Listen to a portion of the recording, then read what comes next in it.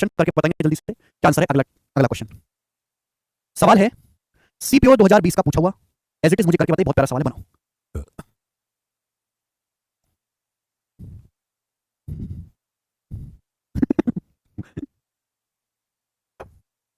कौन करेगा जी सवाल को, फटाफट करेंगे फटाफट। In school 5/12 of the number of student are girls and rest are boys. चलिए बहुत बढ़िया सवाल है, डेविएशन क्वेश्चन है। एक स्कूल में 5/12 स्टूडेंट्स गर्ल्स हैं, बाकी बॉयज हैं, यानी कि क्या कर सकता हूं यहां से, अगर टोटल 12 स्टूडेंट है तो 12 में से 5 गर्ल्स हैं, बाकी बॉयज हैं। क्या मैं लिखता हूं बॉयज और ये गर्ल्स।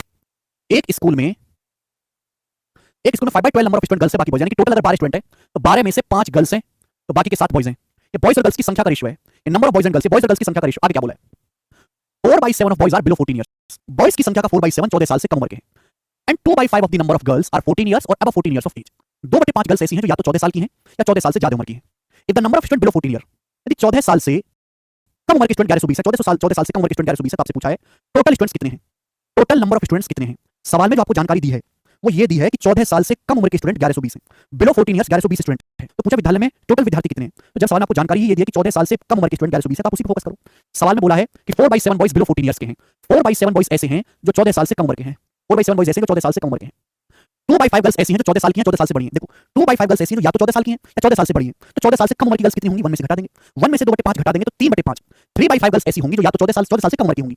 लाइन बड़ी इंपॉर्टेंट है, इसको बच्चे ध्यान से पढ़ेंगे नहीं। 2/5 गर्ल्स ऐसी हैं जो या तो 14 साल की, 14 साल से ज्यादा उम्र की हैं। 2/5 को अगर 1 में से घटा देंगे तो 3/5 गर्ल्स ऐसी हो जाएंगी जो या तो 14 साल की हैं, 14 साल से कम उम्र की होंगी। तो आप मुझे बताओ आउट ऑफ टोटल कितने स्टूडेंट ऐसे हैं जो 14 साल से कम उम्र के हैं, आउट ऑफ टोटल निकल जाएगा मेरे दोस्तों।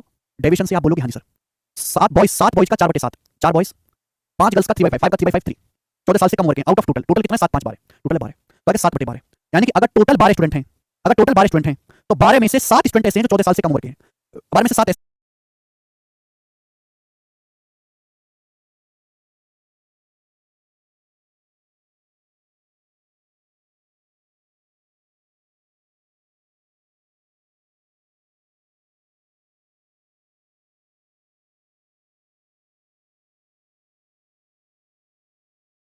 जो 14 साल से कम उम्र के हैं।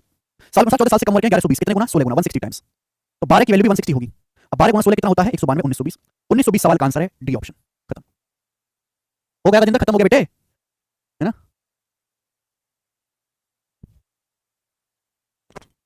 लास्ट आपके सामने आएगा मेरे प्यारे भाई, सवाल नंबर है आपके सामने यहाँ पर 36 37। 2 क्वेश्चन करवा रहा हूँ, बाकी के सवाल आप खुद से ट्राई करिएगा, ठीक है। मिसलेनियस सवाल मैं तो कितना भी करवाता हूँ, इनका कोई अंत तो है नहीं। देखो फिक्स टाइप पे तो मैंने आपको करा दी, फिक्स टाइप पे जितने सवाल है वो मैंने आपको करा दिए, ठीक है ना।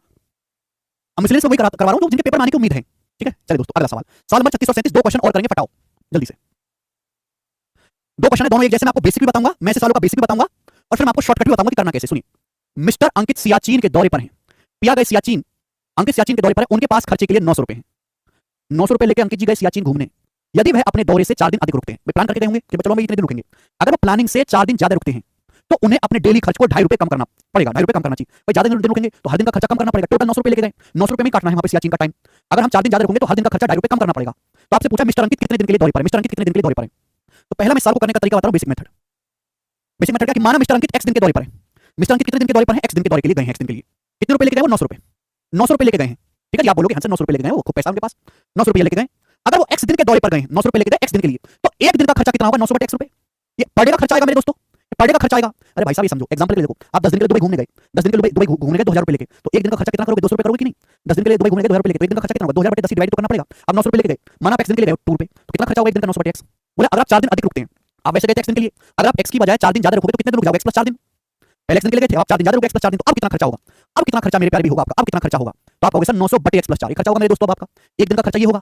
बोला कि अब जो खर्चा है पहले से 2.5 रुपए कम करना होगा, पहले खर्चा ये था, अब खर्चा ये डेली का, तो अब जो डेली का खर्चा पहले से कितने रुपए कम करना होगा, 2.5। तो इनका जो डिफरेंस है 2.5 रुपए आ जाएगा, 2.5। ये बेसिक इक्वेशन बन गई और इस बेसिक इक्वेशन को सॉल्व करेंगे क्वाड्रेटिक वगैरह बना के बढ़िया से, तो आपका आंसर आएगा। यह है सवाल का बेसिक तरीका। आगे आप जानते हैं कि अलजेब्रा एलसीएम लो, है ना, इक्वेशन बनाओ मस्त बढ़िया से, आंसर आएगा। पर ये आपको करने की जरूरत नहीं है, ये आपको करने की जरूरत नहीं है सब। ऐसे अगर सवाल एग्जाम में आते हैं तो आप ऐसे सवाल को हमेशा ऑप्शन से उड़ाओ, जो ऑप्शन सेटिस्फाई करे वो आंसर होगा। आप बोलोगे सर कैसे, भाई अंकित जी जो है, सब अंकित जी का टूर 36 दिन का, 4 दिन ज्यादा रुकेंगे तो कितने दिन हो जाएंगे, 40। 45 से 4 दिन ज्यादा रुकेंगे तो कितने दिन हो जाएंगे, 49। भाई 30 से 4 दिन ज्यादा रुकेंगे तो कितने हो जाएंगे, 34 दिन। 25 से 4 दिन ज्यादा रुकेंगे तो कितने हो जाएंगे, 29 दिन।